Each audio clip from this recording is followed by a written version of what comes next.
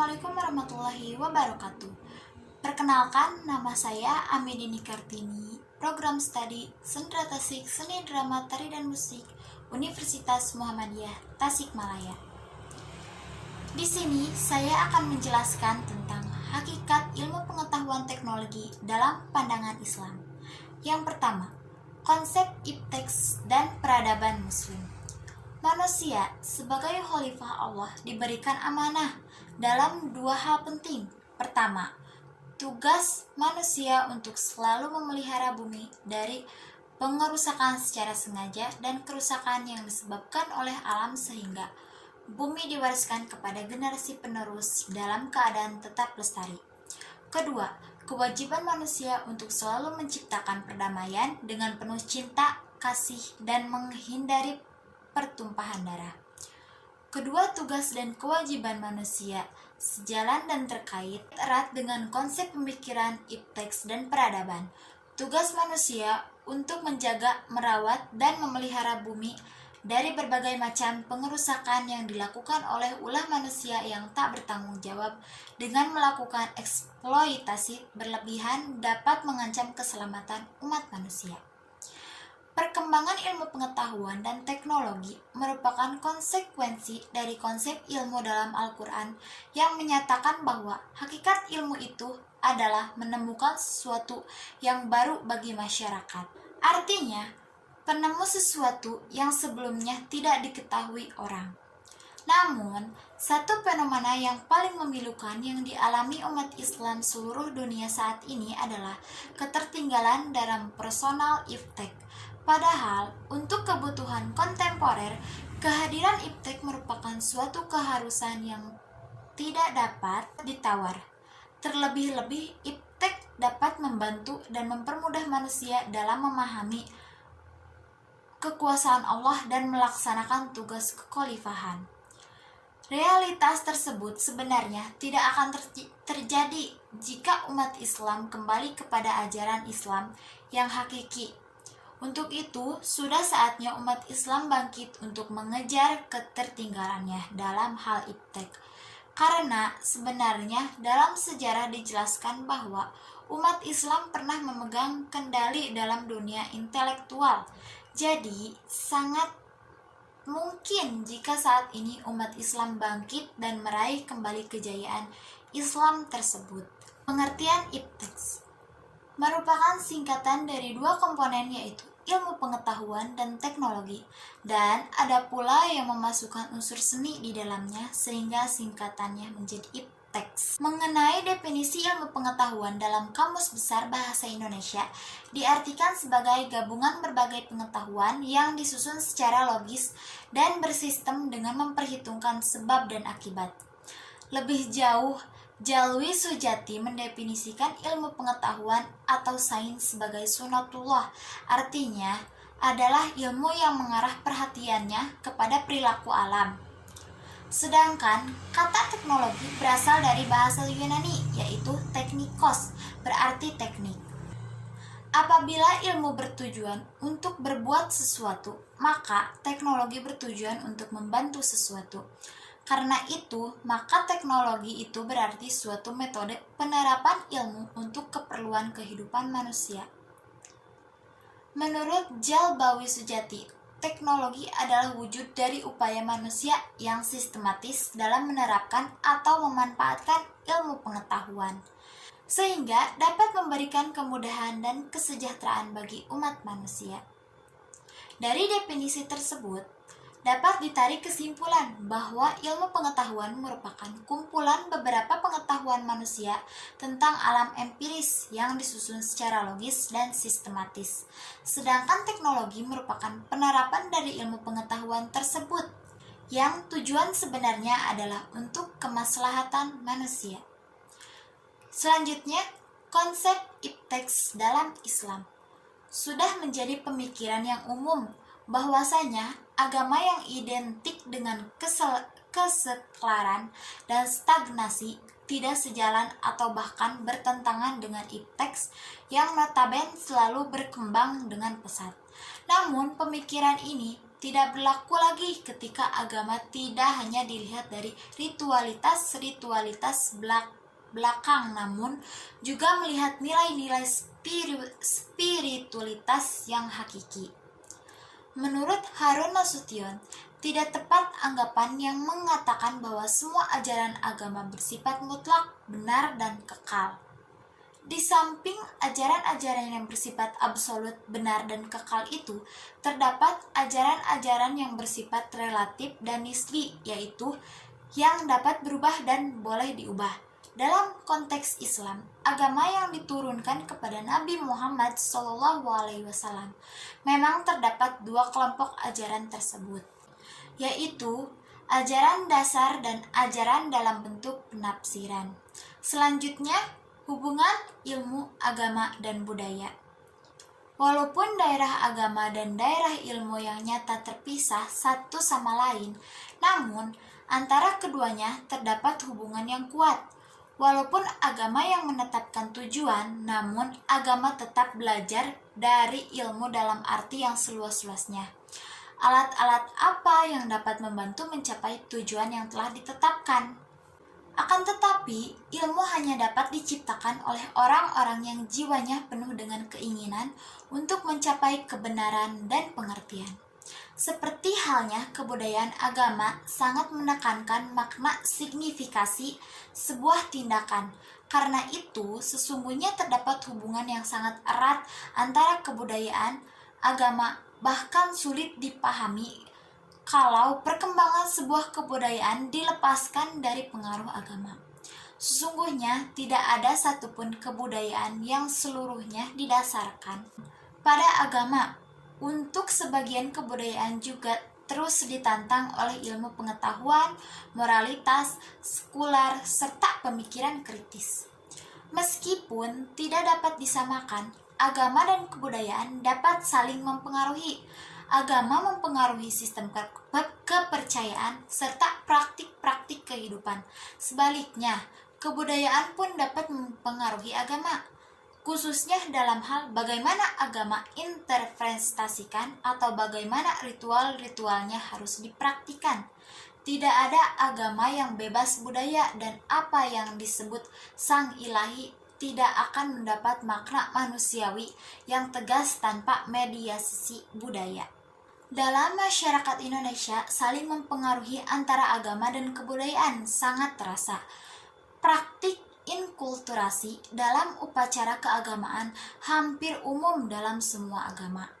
Budaya yang digerakkan agama timbul dari proses interaksi manusia dengan kitab yang diyakini sebagai hasil daya kreatif pemeluk suatu agama, tapi dikondisikan oleh konteks hidup pelakunya, yaitu faktor geografis budaya dan beberapa kondisi yang objektif. Budaya agama tersebut akan terus tumbuh dan berkembang sejalan dengan perkembangan kesejahteraan dalam kondisi objektif dari kehidupan pengaruhnya. Hubungan kebudayaan dan agama tidak saling merusak, keduanya justru saling mendukung dan mempengaruhi. Ada paradigma yang mengatakan bahwa manusia yang beragama pasti berbudaya, tetapi manusia yang berbudaya belum tentu beragama. Jadi, agama dan kebudayaan sebenarnya tidak pernah bertentangan, karena kebudayaan bukanlah sesuatu yang mati, tapi berkembang terus mengikuti perkembangan zaman. Demikian pula agama selalu bisa berkembang di berbagai kebudayaan dan peradaban dunia. Jika kita teliti budaya Indonesia, budaya itu terdiri dari 5 lapisan. Lapisan itu diwakili oleh budaya agama pribumi, Hindu, Buddha, Islam, dan Kristen.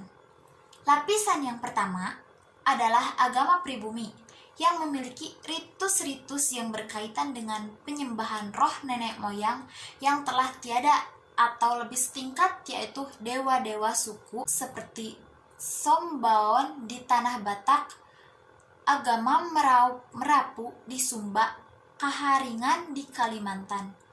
Berhubungan dengan ritus agama suku adalah berkaitan dengan para leluhur, menyebabkan terdapat solidaritas keluarga yang sangat tinggi.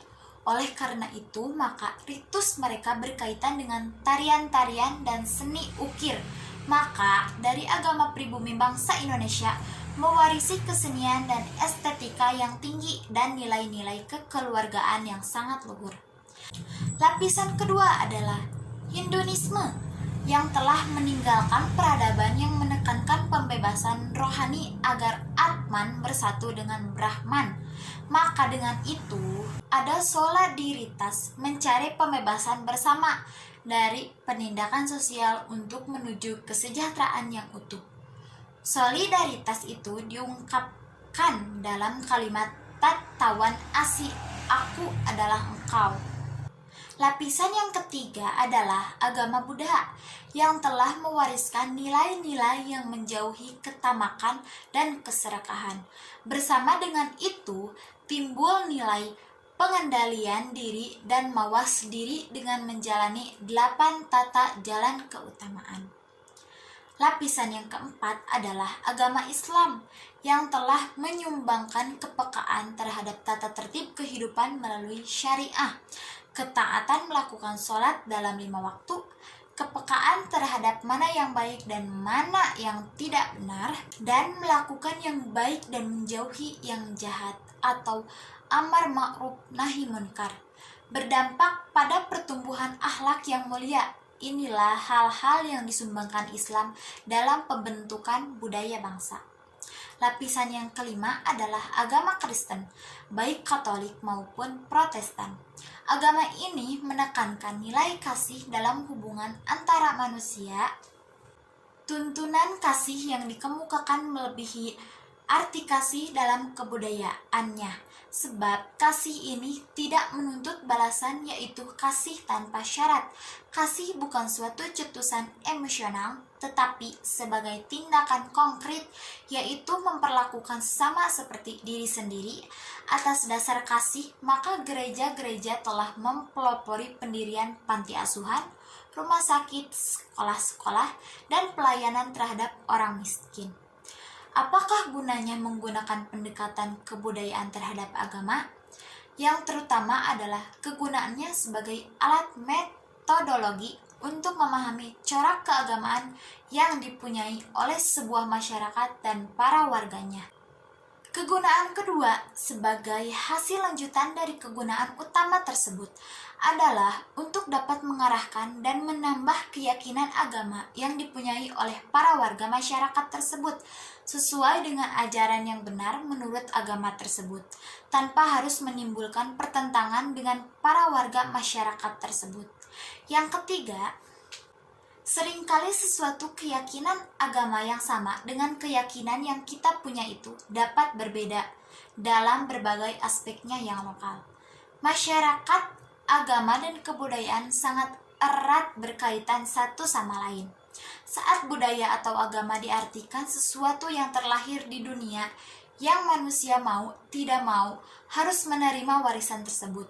Berbeda ketika sebuah kebudayaan dan agama dinilai sebagai sebuah proses, tentunya akan bergerak ke depan menjadi sebuah pegangan merubah suatu keadaan yang sebelumnya menjadi lebih baik.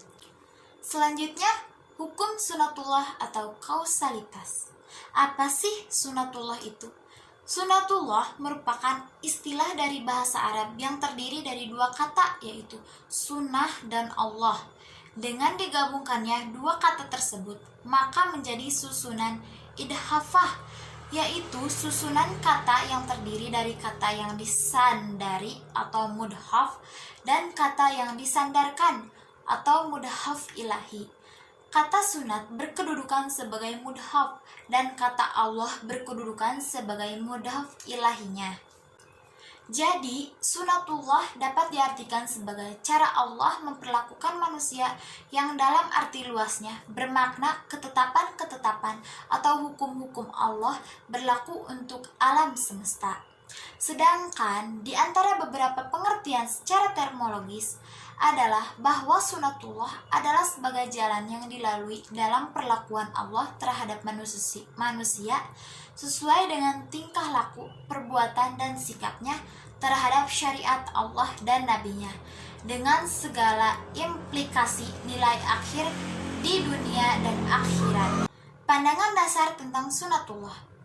Terma sunatullah yang banyak disebutkan di dalam Al-Quran merupakan terma bagi aturan global yang berlaku dan ditetapkan oleh Allah terhadap seluruh komponen alam semesta, mulai dari yang terkecil sampai yang terbesar, dari yang bersifat materi maupun imateri. Seluruhnya berjalan di atas aturan-aturan ini, dan secara umum aturan tersebut berdiri di atas hukum sebab akibat atau premis dan hasil akhir.